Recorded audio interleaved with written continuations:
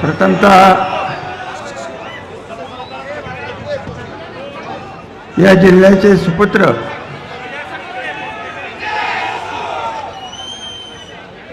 तर ऐकून घ्या, वेळेचं भान ठेवा प्लीज. आपल्या जिल्ह्याचे सुपुत्र दऱ्यासारख्या बारक्या गावातनं जाऊन ठाण्यात जाऊन भारतीय पातळीवरची प्रतिष्ठा आणि प्रतिमा ज्यांनी मिळवली, ज्यांना गेले कित्येक वर्ष मी ओळखतोय, विधानसभेत विरोधी पक्षातही बघितले, मंत्री म्हणूनही सत्तेत सभापती म्हणूनही बघितले, सन्माननीय एकनाथरावजी, मला एक नेहमी प्रश्न पडायचा, की आपण ठाण्याला एक आधुनिक शहर बसवलं, ठाणे जिल्ह्याचं कोट कल्याण केलं, बाळासाहेब ठाकरेंच्या बरोबर, दिघे साहेबांच्या बरोबर प्रामाणिकपणे श्रद्धा ठेवून काम केलं.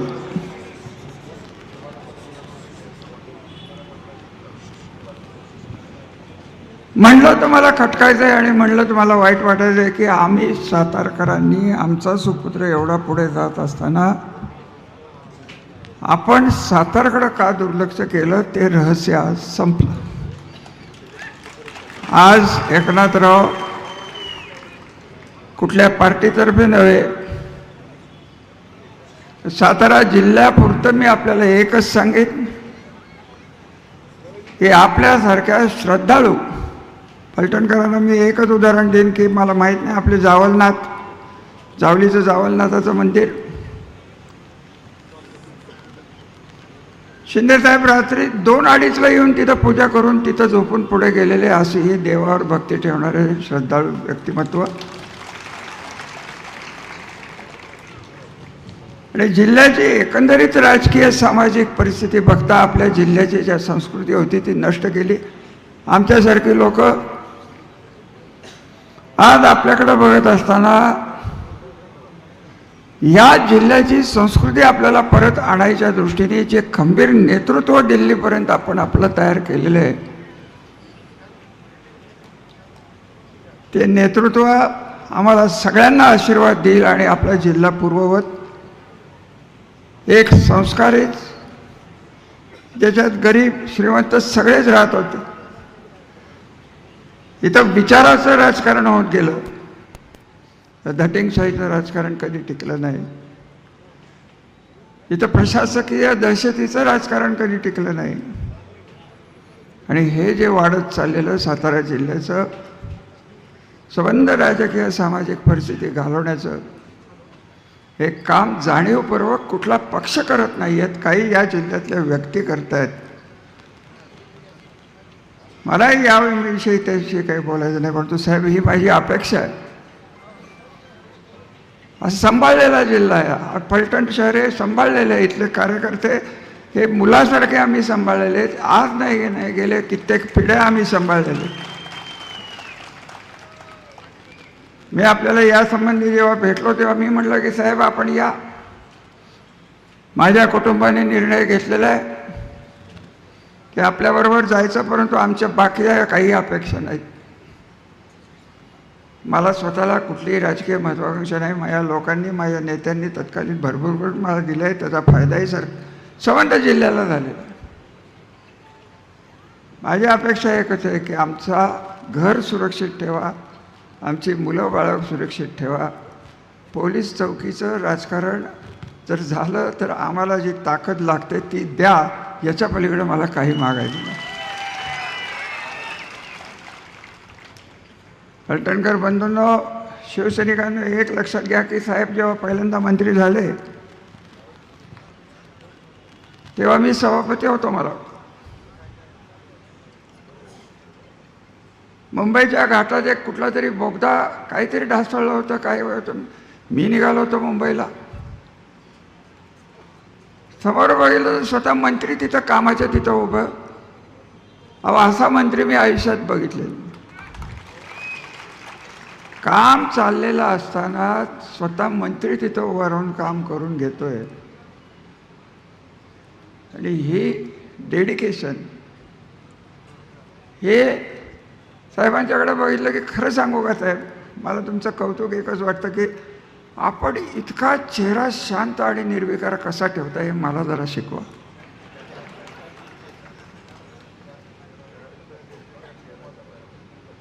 तर साहेब काही इथलं झालेलं हे कार्यक्रम. आपण आलात सातारा जिल्ह्यात फलटण तालुक्यात, आपलं स्वागत करण्यासाठी राजकीय प्रोटोकॉल सगळे बाजूला ठेवून मी स्वतः उभा राहिलो. मी कुठल्या पार्टीत आहे आणि काय पार्टीत आहे हे सगळं मुंबईवर चर्चा होणार, पण तुम्ही एकच सांगेन की मग मी महायुतीत आहे.